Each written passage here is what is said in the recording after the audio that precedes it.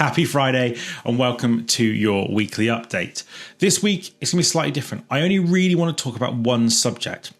It's kind of the biggest subject that's been in the news, which is around DeepSeek and what their AI product has been doing to the market. Firstly, it's caused Nvidia to lose huge amounts of value overnight.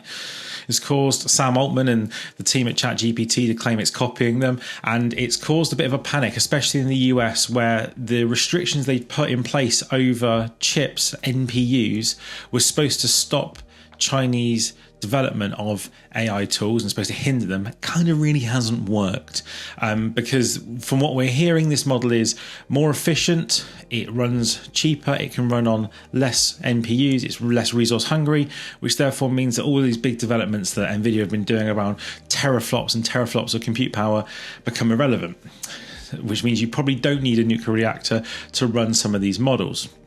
Now, I don't want to talk about the technology to a degree. What I want to talk about is the security and the principles around generative AI. And it's something that we've been talking about for a while, ever since the first kind of inkling of Copilot from Microsoft or from OpenAI, ChatGPT, and really started to become a business function. And then we saw Adobe add it in with their suite. We've really gone, hold on, as a business, you need to look at what you're doing with your data and why. And this is where we're seeing a lot of people go wrong. We're seeing people online that have put business data into DeepSeek. There is no way that DeepSeek should be part of your business operations right now. It is an unknown. There is no controls, no idea of what kind of protections will take place for the data you're feeding, what kind of training is going to happen over the data you've fed it. Yes, if you're running it offline and there's no internet connection, there's a lesser risk. But ultimately, if you ever plug that device in to try and update, you don't know what's going to happen to that prompt history. So, what you should be doing, where should you be starting? Well, regardless of what AI products you're using, you should have a strong business AI policy. This AI policy should say a few things. What tools are allowed and are going to be supported by your business?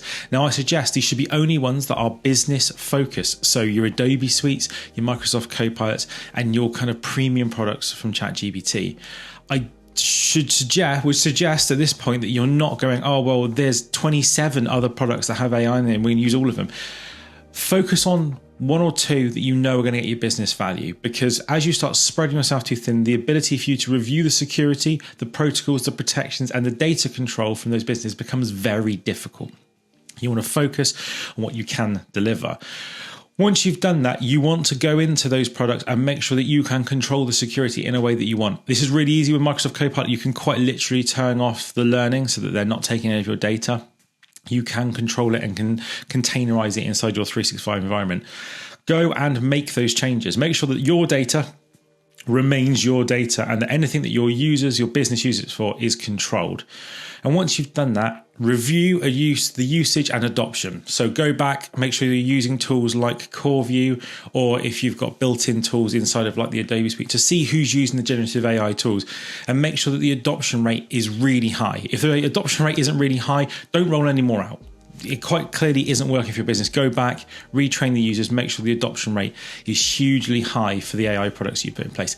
And finally, don't onboard new products like this thing of DeepSeek and these other tools until they've been fully vetted and you fully understand what they're doing with their data. I cannot stress that enough, that if you are putting business data, personal data into these products, you might as well go to the ICO now and declare a data breach, because you have no idea what you're doing with your data and you have lost control of it. And you need to make sure that the tools like DeepSeek and things that aren't supported by your business are blocked on business devices, right? Take the step. Don't let it be a user decision. Make it a business decision and go, right, your web browser blocks X, Y, and Z app because we have no need for you to use them for business.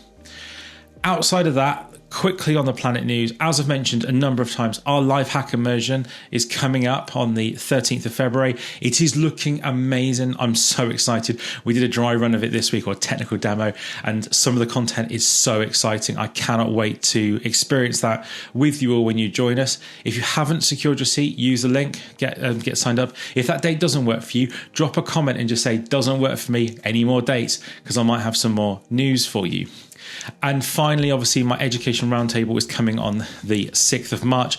That is so cool. I cannot wait to bring some of those panelists to you. And if you haven't already signed up, you should do. If you're in the education space, it's something that you're going to find really beneficial. And there quite literally is no salespeople there. I've actually kicked them out of the site for the day, so it's going to be great. I hope you have a great week. That's it for this week. It's been a very different one, but I think it's important to talk about. So have a great week, and I'll catch you next week. Goodbye.